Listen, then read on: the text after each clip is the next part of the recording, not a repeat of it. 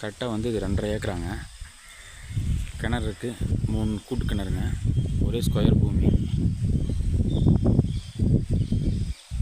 இந்த காட்டுக்காருக்கு 3 நாள், இந்த காட்டுக்காருக்கு 3 நாள், ஊரடி பூமிங்க.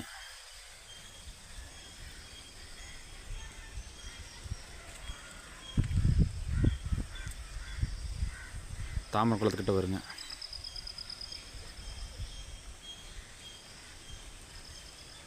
ஃபுல்லாமே வந்து ஊரடி பூமி, ஒரே ஸ்கொயராக வரும்.